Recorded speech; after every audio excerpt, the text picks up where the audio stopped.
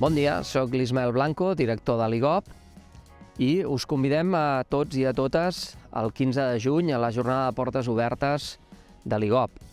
En aquest espai volem explicar-vos una mostra de projectes de recerca que estem duent a terme, els seus objectius, les seves metodologies, els seus resultats, i també volem que aquest sigui un espai per compartir reflexions sobre la recerca-acció i sobre la transferència social de coneixement.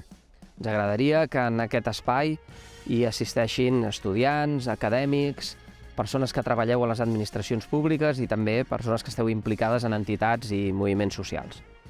Us esperem, doncs, a tots i a totes el 15 de juny a l'Escola de l'IGOP.